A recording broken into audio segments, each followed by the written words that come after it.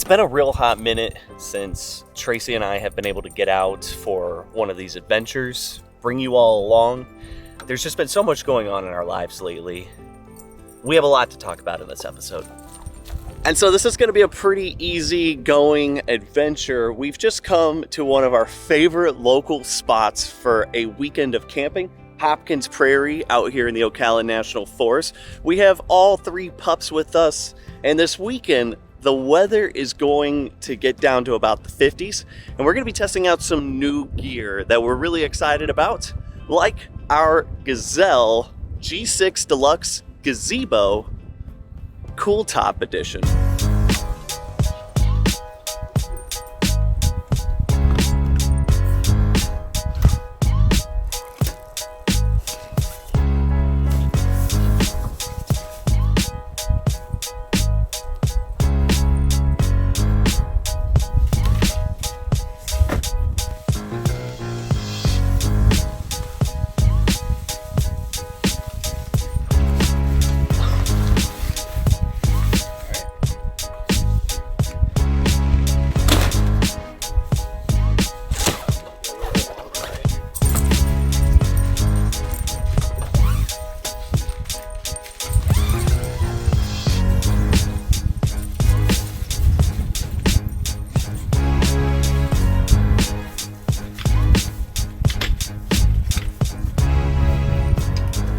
So here's a quick walk around of the brand new Gazelle G6 Cool Top Gazebo.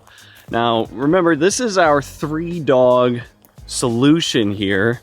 This is how we can camp with the dogs, have them comfortably off leash inside. They get to enjoy their time, not tethered up by tie outs, and just get to roam free while being outside a little bit here. And they absolutely love the gazebo setup. And now this is actually the second G6 Gazelle gazebo that we have owned. The other one, however, was the Deluxe Edition. And that gazebo, we had it for a little over a year, and it fit our needs perfectly, being our 3-dog solution. We would only bring the gazebo on trips that we were expecting to be able to stop and hang out at a place for, a prolonged period of time. Overlanding wise, just stopping each night and getting going again in the morning, we wouldn't really deal with the gazebo. But for those trips that we were able to just stop and hang out and enjoy our time at a place, the gazebo was absolutely perfect. And we were actually just using the Deluxe Gazebo up in Virginia at Overland Expo East just a few months back. And that's where we got to check out the Gazelle booth. We were just going to go see what kind of new tents they had, check out some of their overlanding tents, and we got to see this Cool Top Edition. And once we looked at it, we knew we had to upgrade to the Cool Top model. The big difference between the Deluxe Gazebo and the Cool Top is that this tent is all mesh on the top, and it has a detachable rain fly. Now, the Deluxe Gazebo had the same mesh sides, however, it had a solid canvas top. And though it does let the tent breathe, it's not as much as you would think, and it would still trap in a little bit of heat to where a lot of times we would have to open up the little triangular section of the window. And this model, however, has a noticeable different amount of heat dissipation. And being that we have 3 Huskies, we're going to keep hanging out with them in here. Being able to have a cooler model just completely made sense to us. So let me show you real quick a couple of the minor differences between this new Cool Top Edition and the way our old Deluxe model was. So like I said, the new Cool Top has a separate rain fly, and the top of the tent is all mesh. So that's the big difference between the old model and this model. One of the nice little updates that they did was these used to be metal grommets. This is now a rubberized stitched in grommet, so that the intersection of the poles, they usually stick out of this hole, and you pop out the side by yanking on this. This used to be a metal grommet, and they kind of used to get a little bent up and worn out. So this is an update. We're gonna have to just see with some time as to how that all works. But the sides are all exactly the same. They still have the exact same zippered mesh top windows here. But the next big difference with this one, and this is one that we actually kind of didn't notice, and this is going to change some things for us. The doors are now fully separated. This used to be a full panel, just like the sides. So the mesh doors were always separated, but the solid door was one full piece. And what we would actually do is we would use it as like a rain awning. We would put the gazelle tent or the gazebo right behind the truck, and we would make a little rain awning for being able to do the stuff at the back of our tailgate setup here and be able to walk straight back into the gazebo. So that's a little different. We're not sure how we didn't notice that, but it's gonna be just fine. We'll just have to figure out something else for that. But once you come inside, that's where our next slight difference is. And you can see the roof here. It's all mesh. There is still a solid portion here, but there is a big difference as to how much heat is let out of these mesh roofs. And like I said, you can take the rainfly completely off if you want to do some stargazing from within the gazebo. So that's pretty cool, but we're probably going to get some cold front rain tonight, so we're going to keep the rainfly on. It'll also be cold, and we're going to probably want to try to trap a little bit of heat in for tonight. But this is where the second difference is that we're going to have to get figured out. The pole structure that pops the top of the gazebo up is now on the outside of the tent. And that's not a huge difference, but we used to run our fairy lights inside underneath those poles for our lighting at night. So those are the only differences that we have been able to notice so far with the new gazebo versus the old gazebo. Like I said, it is noticeably cooler in here. Air is moving through just a lot better. It's a little less stuffy in here. And it's the same old gazebo that we've always loved, just a little better. We've got some more setting up to do, but for right now, we're gonna take a break and eat lunch.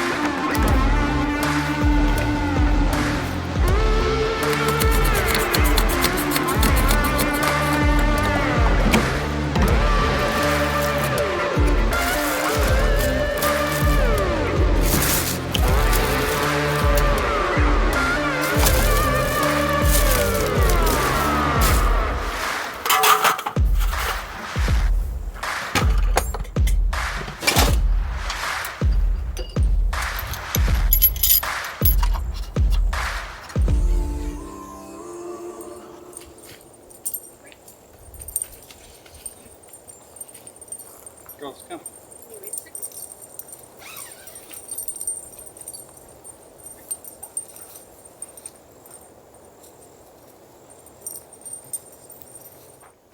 Well, that was a nice little afternoon dog walk. At the beginning of this episode, I mentioned that we have a lot to talk about. And, well, we do. At the beginning of 2023, we thought that this would be the year we would be able to set aside more time and do more with the channel. 2023, however, would be the year that we would actually have to take and pull back some of our time from the channel and focus on a few other things. It's caused by a few reasons here. The first thing we had to focus on was our husky pack. So at the end of 2022, beginning of 2023, we noticed that Luna had a lump forming on her forearm and right under her chin, and Echo had one right on her ribs, right about here. And so we decided to bring them to the vet, get the lumps tested to see if they were cancerous, and they were all benign. So we decided that we were going to still get them removed, but we were going to wait until their dental appointment, or for their dental cleaning that was going to be scheduled in May or June of 2023. So we went on with our regular lives, you know, just keeping an eye on things. And around the time we were on the Georgia Traverse, we noticed that the lump on Luna's arm had almost tripled in size and was almost the size of a tennis ball on her forearm. And so we brought her back to the vet and had it. The vet wanted to retest it, and they found cancer cells. So we decided to go ahead with the mass removals, and you know, not only Luna's forearm mass that became cancerous, but also the lump under her chin and Echo's on her side, because lumps can change anytime from benign to cancerous, and we didn't want that to happen. So at that time, we also decided that, you know, we knew that the girls would need time to recover from what we were thinking was going to be a pretty major surgery for both of them.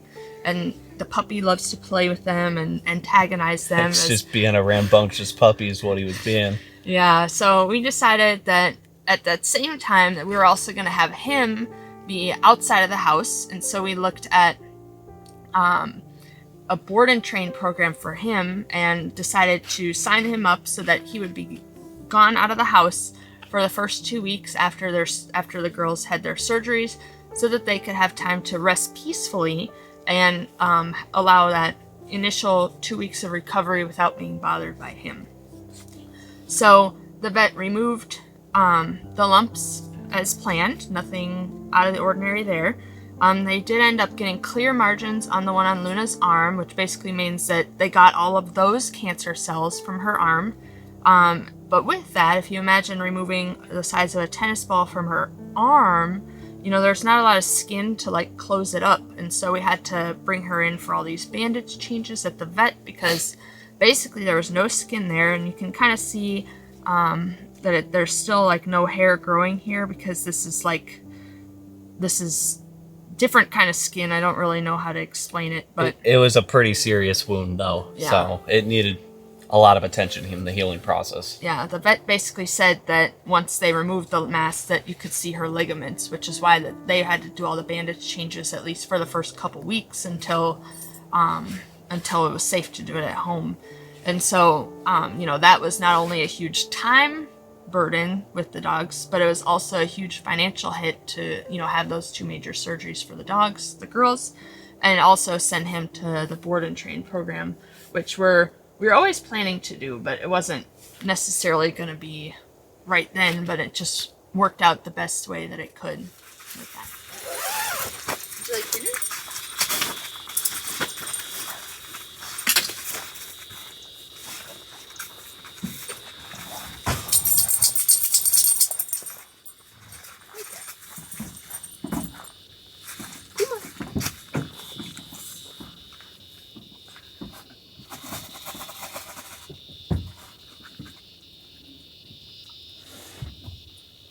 Want this one? How about this? Okay.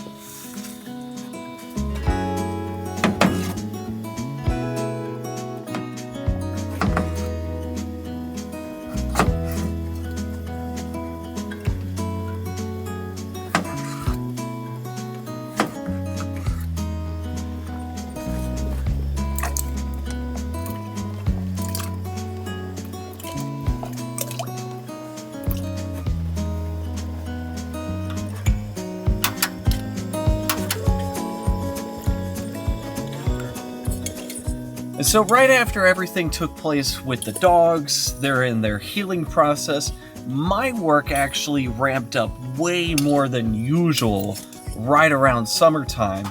And though yes, it was demanding more of my time, making it more difficult, increasingly more difficult to go on adventures, it was kind of a blessing in disguise, because it helped us recoup at the time with the large financial hit that took place with the dogs.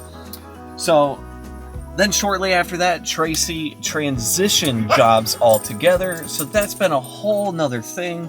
2023 has been a hectic year for us, but we're both super stoked that it looks like we're probably on the backside of all of that, and we can hopefully start investing more of our time back into the channel, doing more of what we love, so we can share that with you guys.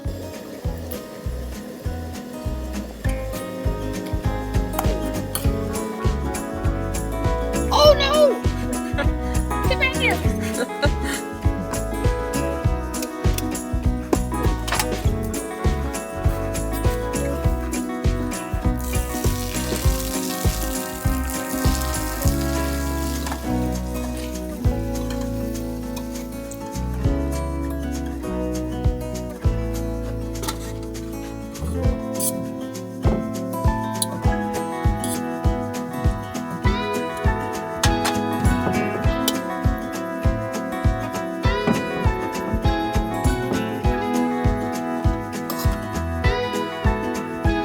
So things are starting to wind down here for the night. We've got the gazebo lighting sorted out here. I wanted to show you what we came up with. Because remember, like I said, there used to be bars up on these little ridges, and we used to run the lights just under those bars, and it was a nice top-down kind of light. But we just ran them on under these little sidebars. It was a little bit more work than usual, but it's okay. Still lights up the gazebo very nicely. Tracy is now reading her book, enjoying her time for the night. All of the pups are laid out around the gazebo. We've got Kuma, Echo, and Luna has made a nice tight little husky ball down there. And to power the lights, we're just using our Bluetti EB3A here. We did a review on this battery bank a little while ago. It's just the perfect little portable battery bank. We still have our large one on the truck, but that's super inconvenient. I'd have to run an extension cord into here. This battery bank is the perfect solution for charging up our phones and using it for the little things around camp, like lighting our tent. So that's been really nice. But the night is winding down. This is probably the last clip of the night. I've got some dishes to do, and we're just hanging out and enjoying this beautiful weather out here at Hopkins Prairie, and really getting to enjoy our time out here camping like we like to.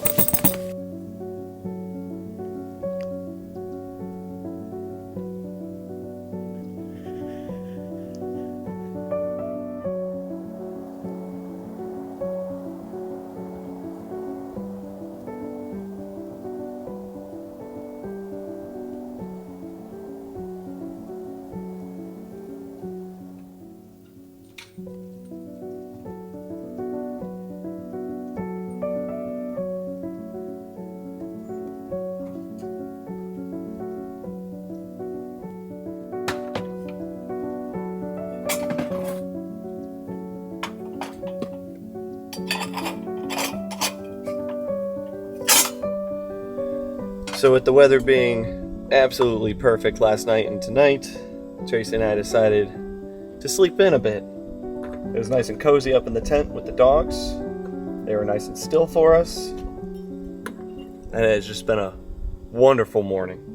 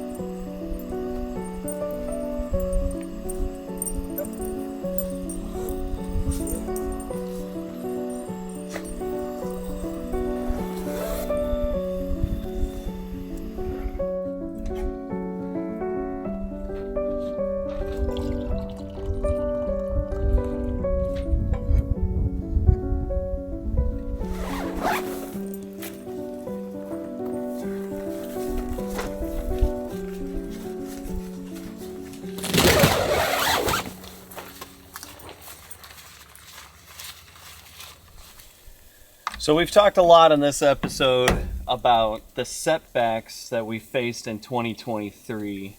And the reason why we bring that up and talk about it is because in 2020, we set out to start this channel as a way to do more of what we love and explore, being able to share the adventures that we go on with all of you. In 2023, the slowdowns that we faced were very disheartening. We didn't want to make the decision to slow down doing the things that we loved, but every now and then you're going to have to face life and just make the hard decisions that are right for the moment.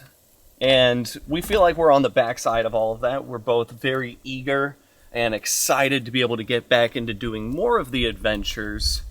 And 2024, we hope to be able to get back to doing more of those adventures. We already have some really big things planned, some already hard set in stone plans that you're not going to want to miss. There's going to be some new content coming to the channel. It's going to be interesting as we explore a new facet of adventures. But 2024 is already shaping out, plan-wise, to be a very exciting year for us.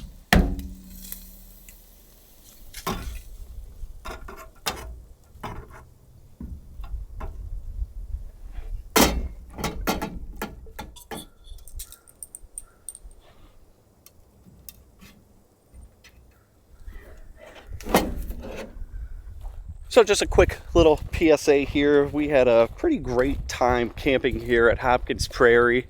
It was a very busy weekend and we had a lot of neighbors. Most everybody was respectful. I mean everybody was respectful. It was a pretty quiet time here on the weekend with so many people here at Hopkins Prairie. But Tracy and I were just walking the Huskies down the trail here at Hopkins Prairie, and we just passed by one of our neighbors' sites who have just recently left.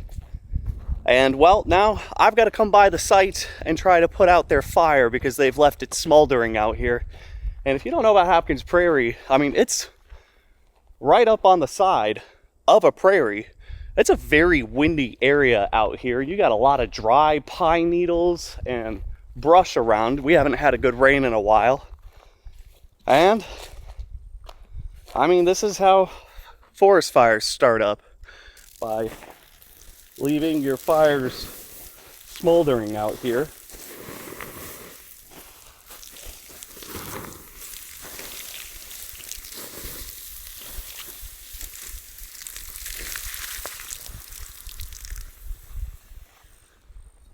And I'll try to do that for just right now, but we're going to be leaving in a little bit this afternoon. And, well, on our way out, I'm going to try to stop by and put it out the rest of the way with the water port. But just feel like we could be a little bit more responsible out here.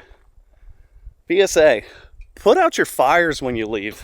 And so since talking about the fire that our neighbors left, we weren't really going to mention this in this episode, but we might as well, since we were talking about fire. In this trip, Tracy and I were testing out the propane fire can.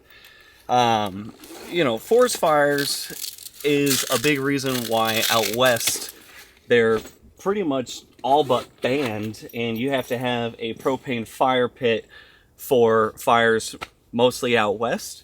Well, we figured if we're going to keep venturing out, we might as well figure out our propane fire system. And so we chose to check out the Ignic propane fire can. And we're very pleased with how well it packs up into this Walmart tackle box. Near perfect fit. And we were turned on to that by another channel. We'll link both the video and the bag for the fire can, because this is just a match made in heaven. But we were testing out the fire can, and one of the big issues with us for fire on cold nights with the Huskies is, in order to have a traditional firewood fire out at camp, we have to have the dogs on the tie-outs. We like to use the gazebo as our off-leash setup, and while we can't have a fire in the gazebo, it starts to get cold in here. We've run a buddy heater in the gazebo before, and that's worked out really well. And well, we decided last night we would test out the fire can in the gazebo, and that worked out really well. We had a lot of concerns initially as to whether or not that would be safe or not, but essentially we figured it was just about the same exact thing as the buddy heater. It's still an open flame inside of a tent, and we were able to have it kind of centered up in the tent. We have plenty of ventilation in this with both the roof, and we left the doors open, and it was so cozy hanging out here last night. Like I said, we weren't really going to show that in this episode, but if for any reason you want to see more about the Ignik fire can and the setup with the gazebo and how we did that last night, let us know if you would like to know more about that system. It's super compact. We were able to carry a whole additional 20-pound propane tank with it, and that's worked out great. Now, that brings us to the gazebo. We were talking about some of the differences earlier in this episode with our old gazebo versus this one, and one that we've slowly come to realize is the mesh that is making up the mesh sides of the gazebo. This material used to be fabricy, and now it is like a hard plastic. But one thing that we've noticed is having the sides opened up to just the mesh today. We're at about 78 degrees now, and our other gazebo would have been stuffy and hot in here by now, and we would have had to have opened up these little triangle windows to be able to get more airflow in here.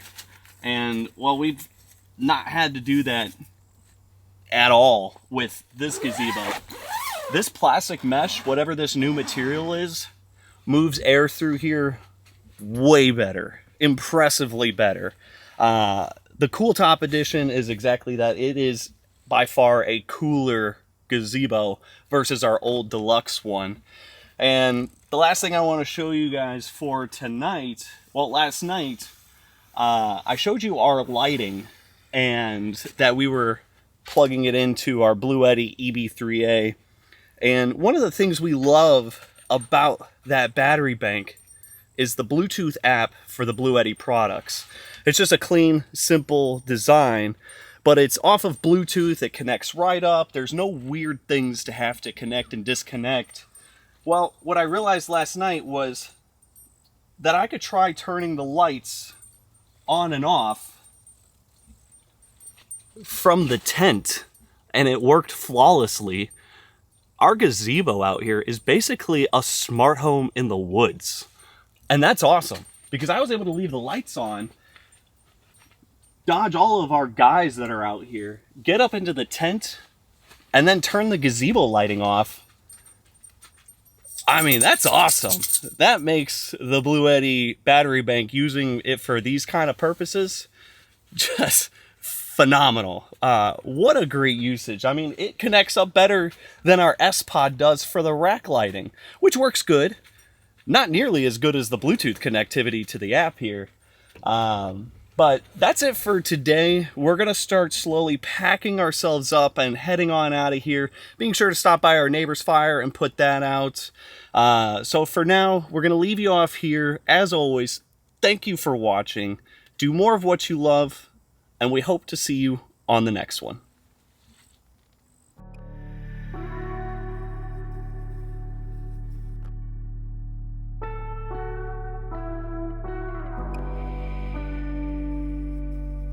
To learn more about us and find out ways to help support the adventures, visit our website, sunshinestatevikings.com. And to keep up with our adventures, be sure to subscribe and hit the notification button, and follow us on Facebook and Instagram at Sunshine State Vikings.